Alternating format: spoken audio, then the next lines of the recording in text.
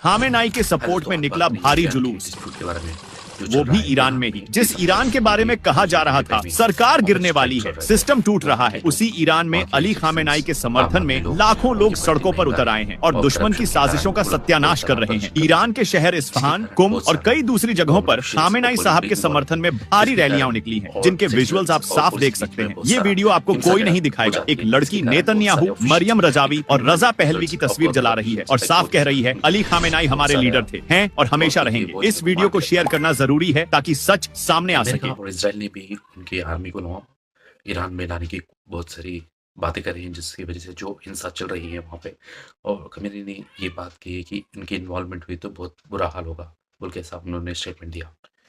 Iran के राष्ट्रपति मसूद ने उन्होंने वहाँ के प्रदर्शनकारियों से और वहाँ के सिटीजन से बात की कि उनके सारे मांग पूरी कर लिए जाएंगे और गवर्नमेंट में बदलाव किया जाएगा, जिससे कि वहाँ के हालात सुधरे।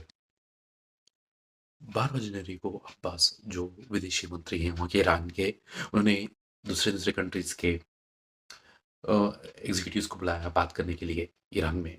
विदेश मंत्री उनके अब्बास ने कहा कि वहाँ के सिटीजन्स हैं उनके साथ मिलके बहुत सारे टेररिस्ट मिलके वहाँ पे प्रदर्शन कर रहे हैं, जिसके कारण अमेरिका को चांस मिले कि ईरान पे वो हमला कर सके।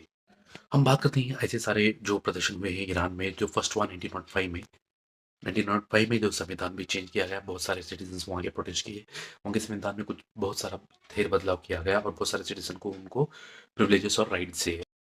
उसके बाद बहुत सारा बदलाव आया, जैसे राजा होंगे तो वहाँ के कंट्री के हेड होंगे और जो वहाँ की गवर्नमेंट चलाएगी, वहाँ के जो इलेक्टेड पीपल से जो मिनिस्टर्स होंगे वो लोग वहाँ की गवर्नमेंट और रूल्स एंड रेगुलेशन को सिस्टम को वो चलाएंगे।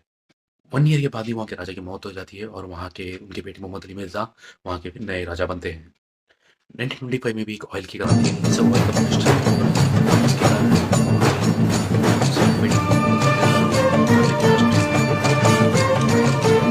जो रिजवी थे वो जैसे ब्रिटिश गवर्नमेंट और उनके बहुत सारे बहुत ही करीबी थे, जिसके कारण उनको उनकी राज्य बहुत 1940 तक चली। मगर उनको भी एक अगेंस्ट मिल गया जब उन्होंने एक वकील की बात नहीं मानी।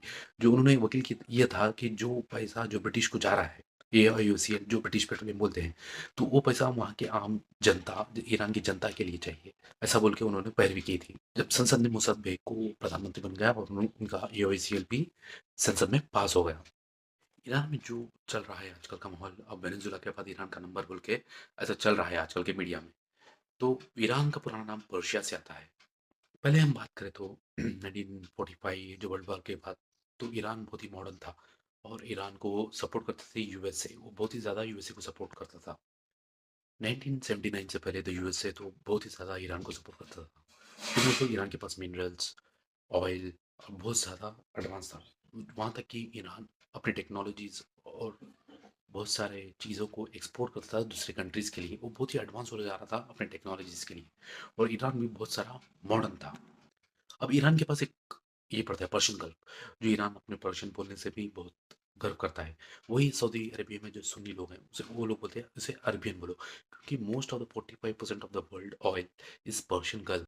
अब जो भी जो चल रहे हैं, जो वहाँ के लोग कर रहे हैं, वहाँ के प्रेसिडेंट के अगेंस्ट, कंपनी के अगेंस्ट, जैसे जला रहे हैं बुरका और जो फोटोज जला रहे हैं कंपनी के, जैसे सिगरेट जला के, तो इसके पीछे सब बोल रहे हैं कि यूएस की गवर्नमेंट, डोनाल्ड ट्रंप का हाथ है, क्योंकि यूएसए और इसराइल दोनों मिलके ईरान पे हमला करने का भी प्लान कर सकते हैं। और उसने यूएस ने स्ट्रेटली वार्न किया है ईरान को कि ईरान ने कुछ भी अपने पब्लिक के लिए अगेंस्ट कुछ किया, जैसे प्रोटेस्ट करने वाले, तो वो लोग डायरेक्टली एक्शन लेंगे।